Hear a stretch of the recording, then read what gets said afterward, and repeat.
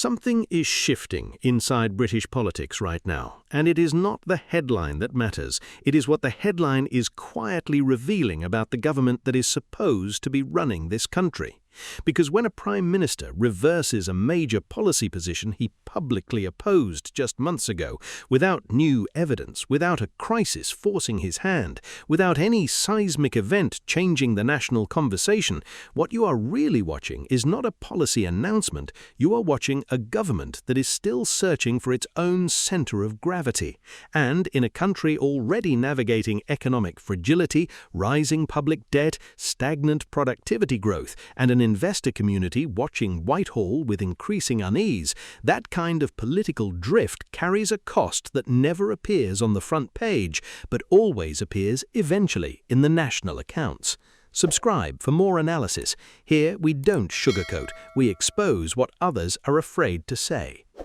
Keir Starmer is now understood to be preparing a full ban on social media access for under-16s, a policy that both he and his Technology Secretary Liz Kendall explicitly rejected earlier this year, a policy that Kemi Badenoch announced for the Conservative Party 6 months ago and was met at the time with the kind of dismissive government silence that Westminster deploys when it wants to bury an inconvenient idea without debating it. And yet here we are, with Whitehall sources briefing national newspapers that the Prime Minister is expected to go with the full ban, with a minister confirming on national television that legislation has already been passed in advance of the consultation closing, which is itself a remarkable admission if you pause long enough to absorb it. Because what Darren Jones is effectively telling the British public is that the government enacted law before it finished asking the public for its opinion, which either means the consultation was always a theatrical exercise dressed up as democratic process,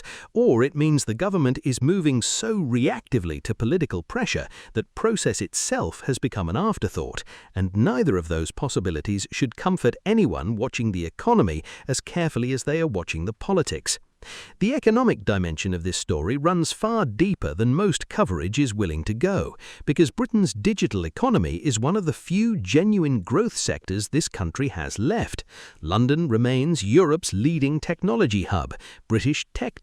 edtech, and platform economy businesses are attracting international capital. And any regulatory move that positions the UK as a market that legislates unpredictably, that reverses stated government positions within months, that introduces sweeping platform obligations without industry consultation or clear enforcement architecture sends a signal to investors and international technology companies that the regulatory environment here is subject to sudden political recalibration. And in a world where capital is mobile and boardrooms in San Francisco, Singapore, and Stockholm are making real-time decisions about where to build and where to scale, that perception risk matters in ways that never get priced into a single news cycle, but always get priced into investment decisions eventually. There is a legitimate and serious case for protecting children online. Nobody with a conscience dismisses the evidence linking excessive social media exposure to deteriorating adolescent mental health, and the National Crime Agency's assessment that the online environment in its current form is not safe for children is not political rhetoric, it is professional judgment from people who see the operational reality every single day. But the question that is being carefully avoided in the celebratory framing of this announcement is not whether the policy is right, it is whether the policy is properly designed, properly resourced, and accompanied by the enforcement infrastructure that would make it real rather than symbolic. Because Australia introduced a comparable ban at the start of this year, and policy experts are already saying it is too soon to judge whether it is working, which means Britain is preparing to follow a legislative template whose effectiveness is still genuinely unknown, while simultaneously creating compliance obligations for platforms, verification technology requirements for businesses, and digital rights implications for millions of young people. all of which carry financial consequences that flow directly into the economy. Verification technology is not free, compliance architecture is not free, and the cost of building and maintaining age assurance systems at national scale will land somewhere, either on the platforms, who will pass it into their pricing models, or on the taxpayer who funds the regulators charged with enforcement, or on the small British businesses building products in this space who face competitive disadvantage against better-resourced international rivals. Kemi Badenoch's response carries its own political intelligence worth analysing, because she is not simply welcoming the policy, she is using it to construct a broader narrative about political leadership and decision-making credibility, and when she says she does not need a consultation to tell her right from wrong, she is making an argument that goes beyond social media and speaks directly to the question of whether the Conservative Party under her leadership can present itself as a party of instinct and conviction at a moment when the government is increasingly defined by hesitation and revision. And that framing matters economically, because markets and investors do not only respond to specific policies, they respond to their read of whether a government knows where it is going, whether its commitments are durable, whether the regulatory and fiscal environment it creates will still look the same in 18 months, or whether a new political pressure will arrive and quietly move the goalposts again while a consultation is announced to absorb the noise.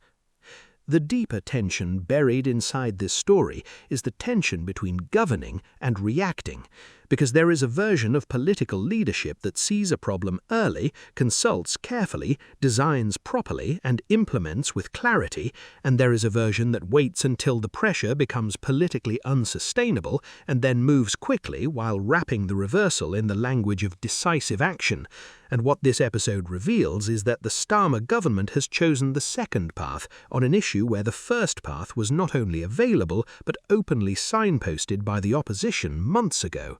And the economic consequence of that choice is not just the wasted time, it is the message it sends about how policy gets made in Britain right now, which is that the political weather determines the legislative agenda more than strategic planning does. And for a country that desperately needs long-term structural reform to its productivity, its energy infrastructure, its public services financing, and its trade architecture post-Brexit, a government that is visibly reactive rather than visibly strategic is a government that will struggle to make the difficult and unpopular decisions that genuine economic recovery actually requires. Because those decisions do not come with opinion poll tailwinds, they do not come with cross-party validation, they do not arrive when the political cost has already been absorbed by someone else, they arrive precisely when governing is hardest and the temptation to consult instead of act is strongest. Britain is not in crisis today because of this single policy reversal, but Britain is in a pattern, and patterns have a way of becoming trajectories, and trajectories have a way of arriving somewhere you did not intend to go. And the question that should be sitting at the center of every serious conversation about the British economy right now is not whether social media is harmful to children, which it plainly can be, but whether the political class managing the country's recovery is capable of the kind of sustained, courageous, strategically coherent governance that turns a fragile economic moment into a durable national revival. Because the cost of getting that wrong will not be measured in policy papers or parliamentary debates. It will be measured in growth figures that disappoint, in investment decisions that go elsewhere, in young people entering an economy that never quite found its footing during the years when it had the chance.